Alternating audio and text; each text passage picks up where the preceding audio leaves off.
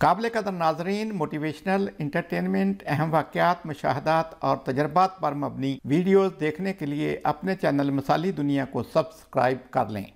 बिस्मिल्लाहिर्रहमानिर्रहीम। अस्सलाम वालेकुम नाजरीन, आज की पहली कहानी माखज़ है कि 1957 में गैम्बर रेलवे स्टेशन पर पैसेंजर ट्रेन का बहुत खौफनाक हादसा हुआ था, और दूसरी कहानी के पीछे सैयदवाला में डूबने वाली कश्ती का वाक़या है। दोस्तों, आपने ख़ुद भी फील किया होगा कि बहुत सारे लोग ऐसे होते हैं कि बहुत जल्दी में होते हैं। फ़ोन की जैसे ही घंटी बजी जल्दी से फ़ोन की तरफ लपकते हैं। इसी तरह घर में बाहर से बेल हुई तो जल्दी से जूता पहनते हैं और भाग निकलते हैं।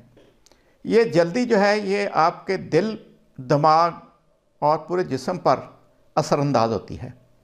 आदमी को हमेशा कूल और काल्म रहना चाहिए और सारे काम तसल्ली से, आराम से करने चाहिए। तारीख़ में ऐसी मिसालें भी मिलती हैं कि जब दो फ़ौजें मद्दे मुकाबल थीं, दोनों ही लड़ाई की शिद्दत से भागने का इरादा कर चुकी थीं। उनमें से एक फ़ौज जो थी उसने भागने में जल्दी कर दी और दूसरी को फतह नसीब हो गई। हालांकि दोनों ही वो मैदान छोड़ के भागने वाली थी। हम तो उस वक्त पैदा नहीं हुए थे। 1957 में सुना करते थे कि गैम्बर, जो आजकल ओकाड़ा कैंट रेलवे स्टेशन है, वहाँ पे पैसेंजर ट्रेन का एक खौफनाक हादसा हुआ था। पैसेंजर ट्रेन कराची जा रही थी कि उसी ट्रैक पर खड़ी हुई मालगाड़ी, जो तेल वाली गाड़ी थी, उसके साथ टकरा गई, जिसके नतीजे में तकरीबन 300 लोगों की डेथ हो गई और 150 लोग ज़ख्मी हुए थे। बहुत ही खौफनाक हादसा था।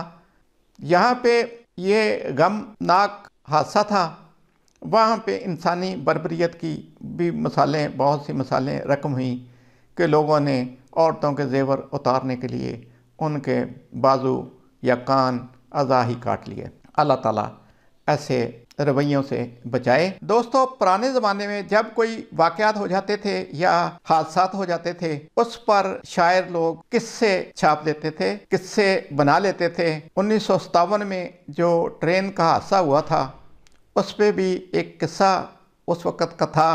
सन 57 दिन ऐतवार सी, भज भज के बह गईयां सवारियां, जिन्होंने सी मौत ने वाजा मारियां। हमारे एक दोस्त बताते हैं कि उनके एक अजीज़ किसी दूर दराज रेलवे स्टेशन पर तैनात थे। उन्होंने कहीं से सिफारिश कराई कि उनका तबादला गैम्बर कर दिया जाए। गैम्बर उनके घर से करीब ही था। तो वो जो मुतलका अफसर था जिन्होंने तबादला करना था, डिवीजनल, उनके पास वो पेश हुए, दरख्वास्त दायर की। उन्होंने कहा कि बाबा जी आप जाएं और आपने दोबारा नहीं आना है, आपका तबादला हो जाएगा, आप इंतज़ार कीजिएगा, बेसब्री का मज़ारा ना करना। कुछ अर्सा गुजरा, बल्कि 1 माह गुजर गया या इससे कमोबेश। बंदे को परेशानी लाहक हुई कि उसने इतनी बड़ी सिफारिश भी करवाई थी, इसके बावजूद भी उसका तबादला नहीं हो सका। वह लाहौर चला गया। लाहौर जाके उस अफसर को मिला। वो ऑफिसर ने देखते ही उन पर चढ़ाई कर दी कि मैंने आपको मना किया था कि आपने दोबारा मेरे दफ्तर में नहीं आना है, जाओ, अब आपका तबादला नहीं होगा।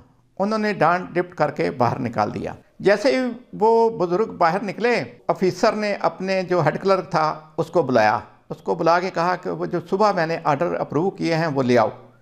और वो आर्डर मंगवा के उसने फाड़ दिए और उसने कहा जी कि वो जो बाहर बाबा बैठा हुआ है उसे कहो कि चले जाओ, अब तुम्हारी ट्रांसफ़र नहीं हो सकती। ज़ाहिर है जी, बंदे ने सिफारिश करवाई हो, घर से दूर हो और घर के नज़दीक उसका तबादला हो रहा हो और तबादला ना हो तो बंदे को मायूसी तो होती है। ये बात हेड क्लर्क ने उस बाबा जी को भी बता दी कि जनाब आपकी बेसब्री ने अफसर बाला जो है, अफसर मजाज, उसको नाराज़ कर दिया है। आपके तो आर्डर टाइप हो चुके थे, अप्रूव भी हो गए थे, आजकल में वो डिस्पैच हो जाने थे। तो उन्होंने मंगवा के वो आर्डर जो हैं वो फाड़ दिए हैं। वो शख्स मायूस व नामराद वापस आ गया अपने घर को। कोई 2-3 माह का अरसा गुजरा कि गैम्बर रेलवे स्टेशन पर दोनों ट्रेनें एक ही पटड़ी पर चला दी गई। पहले यानी एक ट्रेन खड़ी हुई थी और दूसरी पैसेंजर ट्रेन को भी वहाँ से सिग्नल दे दिया गया, जिसके नतीजे में खौफनाक हादसा हुआ और मौजूदा जो था स्टेशन मास्टर वो इसी हादसे की वजह से 3 साल कैद रहा। अब देखिए कि वो बुज़ुर्ग जिनकी ट्रांसफ़र नहीं हुई थी, उनकी बेसब्री की वजह से वो बच गए क्योंकि अल्लाह ने उनको बचाना था। इसी तरह दरिया रावी पर सैयद वाला पुल अब तो बन गया है, पहले वो पतन था।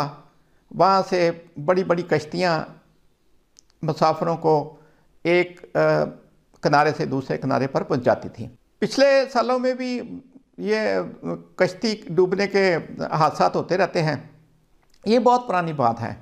हमारे गांव के 2 लोग जा रहे थे कहीं, उन्होंने जाना था फैसलाबाद या शेखुपुरा वगैरह, वो भी सुबह के चले दरिया पर पहुंचे। उन दिनों में इतनी ट्रैफिक नहीं होती थी। पहले तो गांव से शहर आना ही बड़ा मुश्किल होता था। बसें चलती थी, दरिया के एक किनारे पर पहुंचा देती थी, वहां से कश्ती, बड़ी बड़ी कश्तियां होती थी, वो सामान, जानवर, यहाँ तक कि आपके मोटरसाइकिलें वगैरह वो भी सवार करके अगले किनारे पर पहुंचा आती थी। हमारे गांव के 2 लोग हमारे अजीज़ ही थे, वो भी उस दिन जिस दिन वो कश्ती का हादसा हुआ वहाँ दरिया पे गए। उन्होंने देखा कि कश्ती अभी भर रही है, थोड़ा दूर ही उन्होंने बैठ के खाना शुरू कर दिया। सफ़र तो बहुत लंबे होते थे क्योंकि सफ़र की सहूलतें इतनी ज़्यादा नहीं थी, तो घर से लोग खाना बांध के ले आते थे कि यहाँ भूख लगेगी वो खा लेंगे।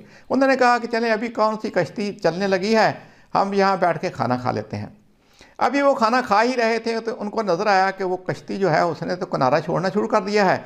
उन्होंने जल्दी जल्दी वो अपने जो थे बर्तन वगैरह समेटे और कश्ती की तरफ दौड़ लगा दी, लेकिन उनके पहुंचने तक कश्ती किनारा छोड़ चुकी थी।